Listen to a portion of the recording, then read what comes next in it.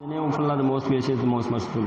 अस्सलाम वालेकुम। चैप्टर 3 आज से हम स्टार्ट कर रहे हैं। चैप्टर 2 का मैं आपको असाइनमेंट दे चुका और प्रॉब्लम्स उसके कंप्लीट हो गए।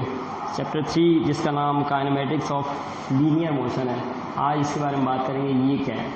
तो काइनेमेटिक्स ऑफ लीनियर मोशन में सबसे पहले तो बात करते हैं काइनेमेटिक्स की। एक ब्रांच, ऐसी ब्रांच है काइनेमेटिक्स फिजिक्स की जिसके अंदर हम कोई भी ऑब्जेक्ट है उसकी मोशन को स्टडी करते हैं without reference of force. Force के रेफरेंस के बगैर अगर स्टडी करते हैं इसको बोलते हैं काइनेमेटिक्स।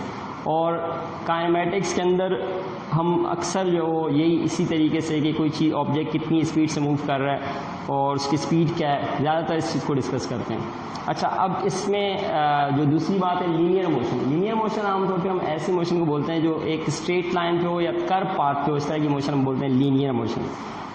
तो जो इसमें सबसे पहला क्वेश्चन उठता है वो ये उठता है कि मोशन क्या चीज़ है, मोशन को हम कैसे डिफाइन करेंगे मोशन। और फिर इसका अगर हम उलट बोलें तो मोशन का उलट, फिर रेस्ट, इन दोनों को हम किस तरह से देखते हैं। तो हमें सबसे पहले इसमें यही सीखना है कि मोशन क्या है और रेस्ट क्या है। तो इसी की बात कर लेते हैं। सबसे पहले बात करते हैं रेस्ट की। रेस्ट की बात कर लेते हैं कि रेस्ट क्या है, तो फिर मोशन भी समझ में आ जाएगा। देखें, रेस्ट को हम इस तरह से डिफाइन करते हैं कि if an object does not change its position with respect to its surrounding, then the body is said to be at rest. अगर कोई भी ऑब्जेक्ट अपने इर्द गिर्द के लिहाज से जगह तब्दील ना करे तो उसको हम बोलते हैं कि वो रेस्ट में। मिसाल के तौर पे बिल्डिंग है, स्कूल की, कॉलेज की, कोई भी बिल्डिंग है, वो अपनी जगह पर एक जगह बरकरार है, उसके इर्द गिर्द का मतलब बाकी सब कुछ अपनी जगह पर है, तो ऐसी कंडीशन ही है रेस्ट की, यही कंडीशन है। इसी तरीके से जो वो आप रेस्ट की बहुत सारी एग्जांपल देख सकते हैं। आपके रूम में जो भी चीज़ें पड़ी हुई हैं एक जगह, आप जब तक उसको मूव नहीं करते वो एक जगह पड़ी रहती हैं, तो ये है रेस्ट की पोजीशन, रेस्ट कंडीशन। आप एक बुक को टेबल पे रखते हैं और वो टेबल पे पड़ी रहती है जब तक कि आप उसको नहीं उठाते, तो वो रेस्ट कंडीशन है। ये सब रेस्ट की कंडीशन है, रेस्ट इसको बोलते हैं। तो रेस्ट का सिंपल सी रेस्ट की डेफिनेशन मैंने आपको जैसे बताई कि अब if a body does not change its position with respect to its surrounding then the body is said to be at rest. ये सिंपल डेफिनेशन है। अच्छा, डेफिनेशन को आप समझ गए। रेस्ट की कंडीशन वैसे भी सिंपल है, आप जानते ही हैं। तो रेस्ट ये होता है। अब रेस्ट के बाद दूसरी जो इसकी अगर हम बात करें मोशन की, तो मोशन को हम कैसे डिफाइन करेंगे, फिर हम मोशन की बात कर लेते हैं। नेक्स्ट आता है इसमें मोशन।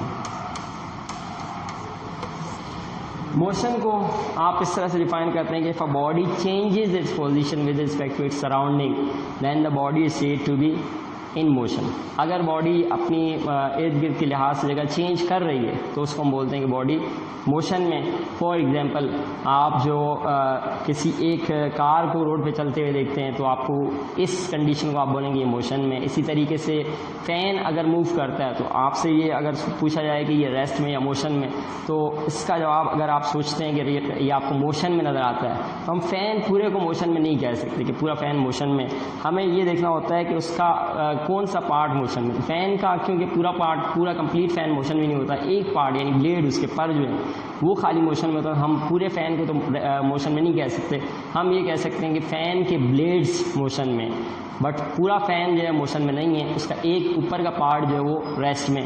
तो ये है मोशन की कंडीशन। इसी तरीके से मोशन को हम इस तरह भी बोल सकते हैं कि जैसे आपको मैंने अभी थोड़ी देर पहले एग्जांपल बताया कि अगर बिल्डिंग है कोई भी, सपोज हम करते हैं कि वो अपने इर्द गिर्द के लिहाज से मतलब रेस्ट में इसलिए है कि क्योंकि वो जगह चेंज नहीं कर रही। लेकिन अगर हम इसको इस तरीके से देखें कि हम चांद से कोई शख्स ऑब्जर्व करता है और दूसरे सैयारे से, और वो देखता है इस बिल्डिंग को, तो वो बिल्डिंग उसको मूव होती हुई नज़र आएगी। वो पूरा कुछ सब कुछ पूरी, क्योंकि अर्थ रोटेट कर रही है, इस हिसाब से उसके हिसाब से तो ये मोशन में होगी। लेकिन हमने जो मोशन डेफिनेशन में जैसा कि बोला कि if a body does not change its position with respect to its surrounding, सिर्फ अपने इर्द गिर्द के लिहाज से हम उसको डिफाइन करते हैं। दूर के हिसाब से तो हम फिर उसको डिफाइन करेंगे तो वो मोशन में फिर नज़र आएगी। लेकिन हम बात करें खाली इर्द गिर्द के लिहाज से, तो इर्द गिर्द के लिहाज से वो है रेस्ट में। तो इसलिए हम उसको इर्द गिर्द के लिहाज से या सराउंडिंग के हिसाब से देखेंगे तो वो रेस्ट में होगी।